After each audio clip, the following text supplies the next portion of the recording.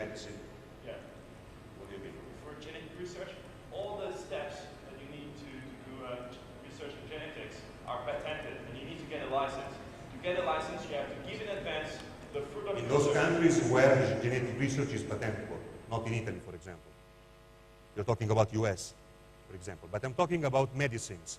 Now, if you discover a medicine, you can patent it, and nobody is giving you, telling you, hey, you have to give it for free because it's saving lives. Only in the software industry, you do a research, and then you're forced to give it for free because it's ethical.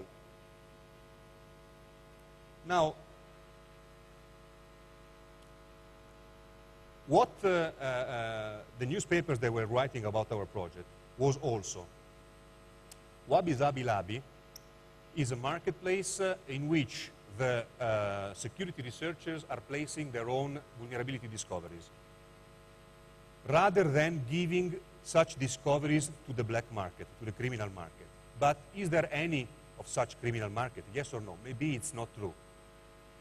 Well, if you just take RFC 4948, in the same RFC, there is a statement about the black market. You just go on any IRC big network, on NEFnet, for example. I know some channels, key protected, in which malware is traded between producers or software discoverers, researchers, and criminals who are buying it because they, on such malware, they're basing their own crimes.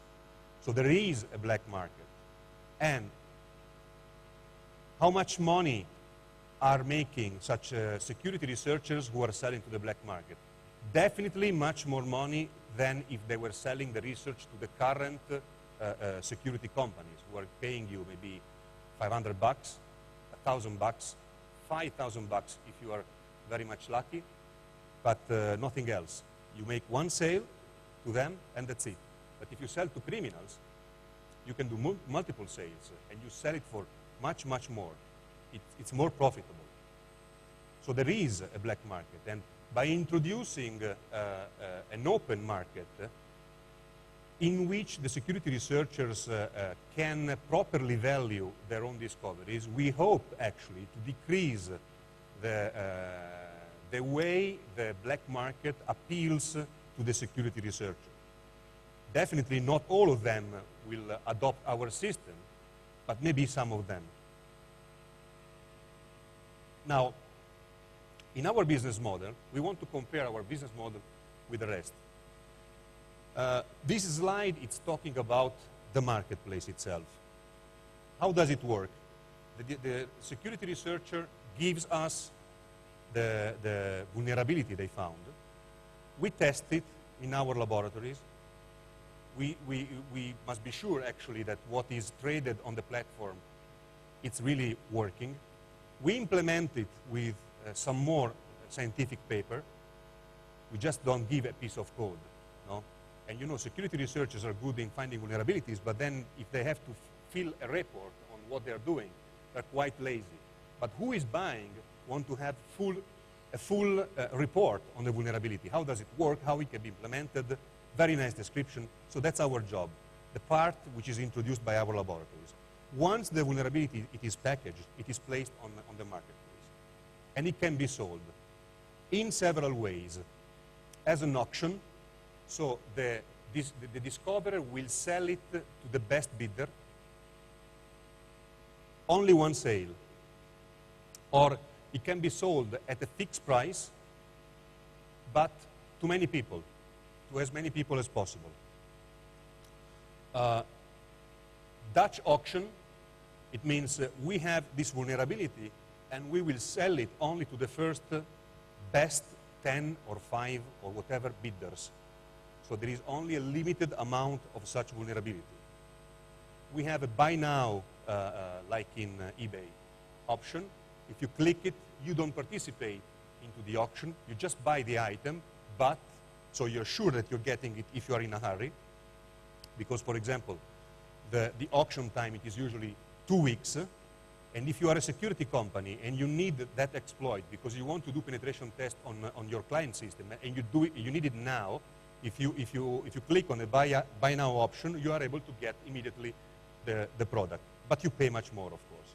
Or you can click on Buy Exclusively, so you will be the only owner in the world having such vulnerability. Not even our company can use such vulnerability inside services that I will explain later on. Take the traditional WabiSabiLabi competitors, for example, iDefense, Tipping Point, those vulnerability purchase programs. And let's compare them. We do multiple sales. They don't. What does it mean? Through our marketplace, the researcher is not selling once. The researcher can sell 10 times, 100 times, to as many people as they need to buy that particular security research. With the competitors, you sell the vulnerability along with the property rights to the company, and that's it. You cache only once. Revenue sharing. We do revenue sharing. The marketplace is one thing, but then we have a database of exploit. What to do with such exploit? Well, let's build such side services like a vulnerability sharing club or an early warning system. You have a company, a big company, they need to be warned as soon as a vulnerability is coming out on their own systems. They don't have the time to browse the internet, and anyway what you find on the internet, it's only related to known vulnerability, not to unknown vulnerabilities. So they subscribe to our service, we get a fee, and part of the fee, it is returned to the security researchers on which research our program is based. So they cache from the marketplace, but they can keep caching also from the sales of our side services, which is good. You can make an honest living out of it. You can even decide just to do this in your life as a profession. The other vendors, they do responsible disclosure, and we don't. I have a slide later to tell you why we don't do this responsible disclosure. We do, instead, free public warning, and they don't. What do I mean? When you go to WabiSabi website, there is the marketplace, and you don't need to buy anything to be warned about the existence of a new vulnerability. You don't need to subscribe to any service. It's for free. You just open the web page and you see, Linux kernel version, blah, blah, blah, blah, blah, such vulnerability. It's my operating system. Oh, Jesus, I'm in trouble. That's for free. With other vendors, it doesn't happen. To be warned, you have to pay. And then, our marketplace has a 360 degrees of interest in the sense that if you are a security researcher and you discover a vulnerability in a particular system, if you try to sell it to the traditional security vendors, if such system is not related to their own client system, they are not buying it from you. They tell you, I'm sorry, I don't know what to do with such vulnerability. We are not interested. Through our marketplace, you might be able to find in the world some security companies, for example, they have a client having such system. They might be interested to buy such vulnerabilities because it makes economical sense for them. So it's increasing the chances for the security researchers to find a buyer.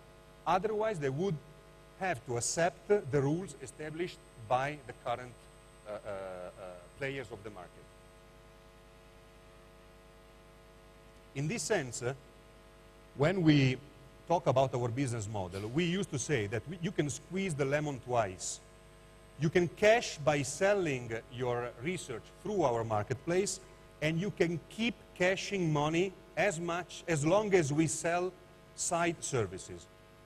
And this can last as long as 1 year, for example, for a single vulnerability.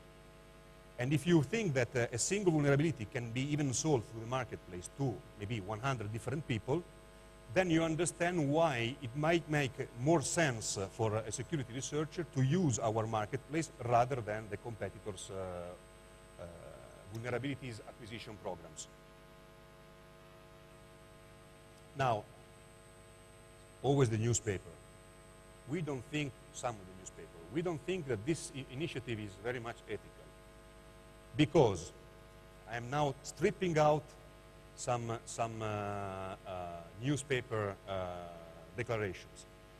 WabiSabiLabi might be the front end of a criminal organization. We don't know these guys. Well, I'm here. I put my face. I decided to in the beginning, as I was actually managing Zone H, the agreement with the other people in the company was that I hadn't to become public. My face should be hidden. But then I was thinking, okay, but who the hell are the other guys? The other guys are unknown people. I am the only one known because I'm doing conferences. So I took the opposite decision. I said, okay, let's clarify they are two separate projects, but my face is here. I'm not a criminal organization. There are not unknown people. There is a company. You can visit the laboratories any moment. It's based in Switzerland. It's there. It has a physical location. It's just not a legal entity. People are working there. Come and visit us, you journalists. They cannot vet properly the buyers. Oh, yes, because the other vendors, they do vet the buyers. Try to buy a service from, I don't know, Tipping Point or VeriSign or whatever. They will sell it to you. You just pay and you will get it. Do they vet you? No, they don't vet you actually. We do some vetting instead. We will see later what kind of vetting we do. They are not warning the vendor. Responsible disclosure. Again, we have a slide later. Why we are not warning the vendor? They are blackmailing the vendors, and that's the best part. You have to know that we started to talk about this initiative 1.5 years ago. 1.5 years ago.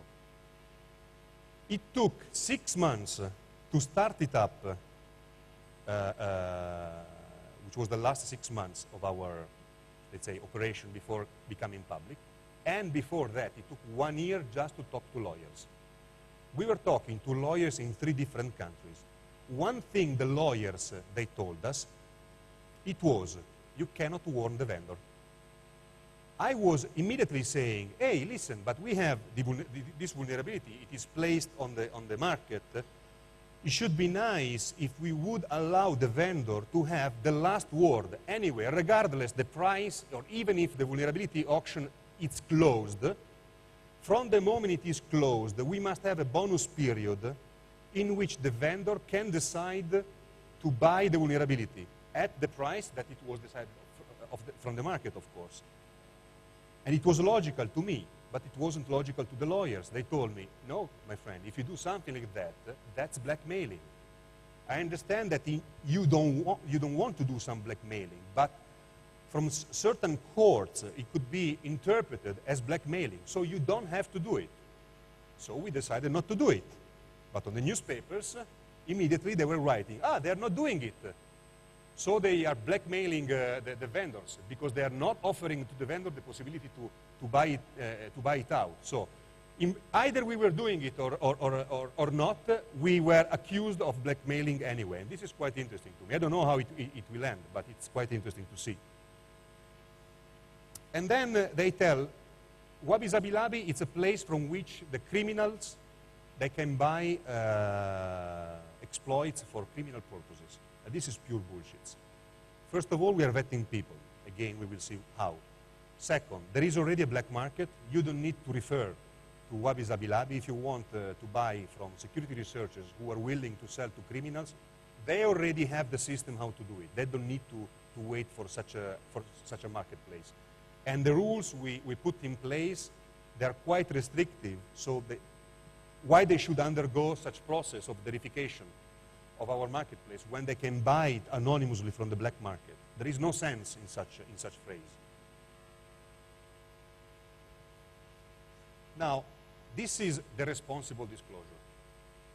What does it mean, responsible disclosure? We don't do responsible disclosure, and we were accused by the media. Responsible disclosure means